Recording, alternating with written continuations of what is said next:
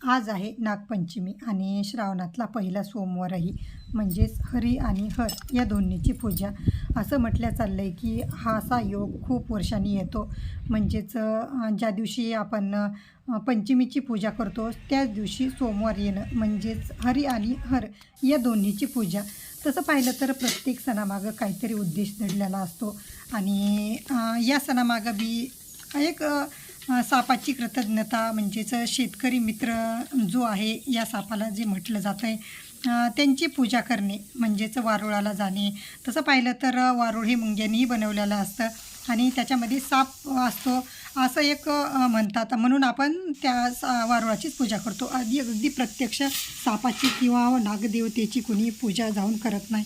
आणि या सणामागे पण एक उद्देश आहे की हा सण कधीपासून चालू झाला, तर हा सण चालू झाला तो म्हणजे ज्यावेळेस श्रीकृष्णाने कालिया नागाशी युद्ध करून त्यांना हरवलं आणि त्यांच्या डोक्यावर ज्यावेळेस श्रीकृष्ण नृत्य करू लागले त्यामुळं कालिया नाग कासावीस होऊन श्रीकृष्णाला जीवदान मागू लागले.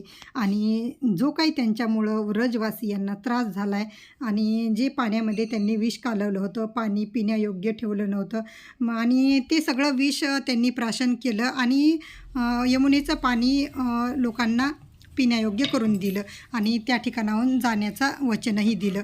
आणि त्याच दिवसाची एक कृतज्ञता म्हणून श्रीकृष्णाने त्या दिवशीपासून ही पंचमी हा पंचमीचा दिवस म्हणजेच नागदेवतेची पूजा या दिवसापासून साजरी केल्या जाते. आणि त्या दिवशी जास्त तर तळलेले पदार्थ किंवा भाजलेले पदार्थ करत नाहीत, पण त्या दिवशी करतात ते म्हणजे असं हे कानोट्या म्हणजेच हे उकडून केलेलं म्हणजे याच कानोट्याचा नैवेद्य नागदेवतेला असतो.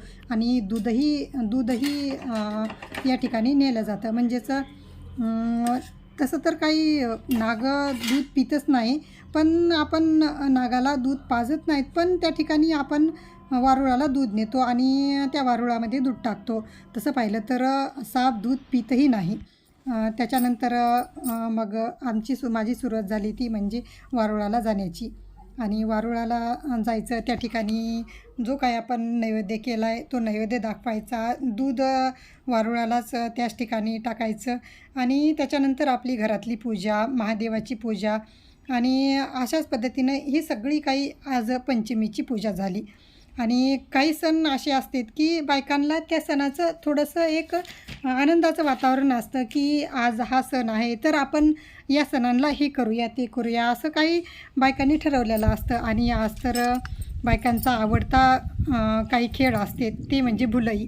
आता भुलई खेळायची असती त्या ठिकाणी एकतर वारुळाच्या तिथं भुलई खेळल्या जाते, नाहीतर मग एक सगळ्या बायका ज्या ठिकाणी एकत्र येतात त्या ठिकाणी तरी आपण हे फेर धरतो. आणि त्याच पद्धतीचा आम्ही पण हा पंचमीचा फेर धरला होता.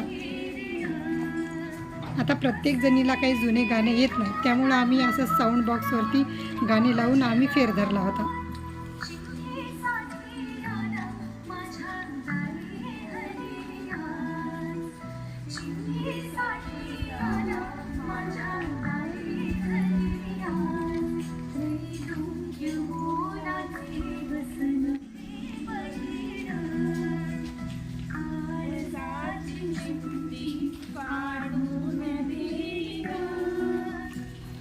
तसं पाहिलं तर हे जुने गाणे आजकाल कुणाला येतच नाही, त्यामुळं मग आम्ही आपलं मोबाईलवर लावून ही भुलई खेळत होतो.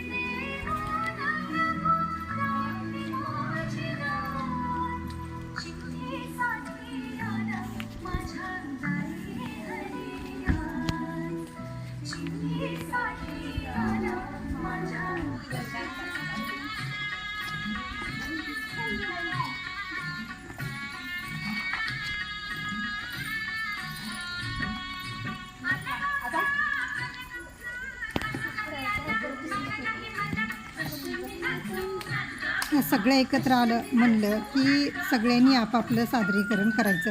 ज्यांना जे येते ते प्रत्येक जणीनं ॲक्टिव्हिटी करायच्या.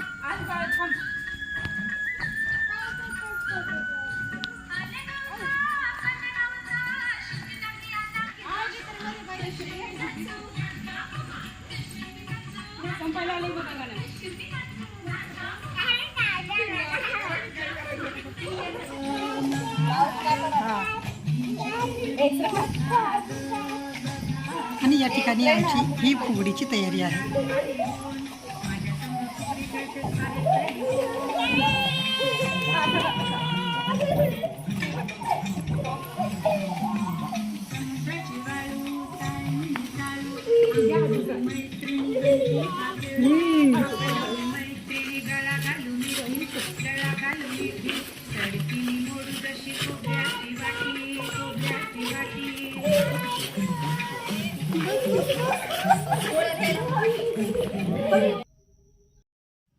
अशा प्रकारे आम्ही खूप खेळ खेळले आणि खूप मजा मस्ती केली.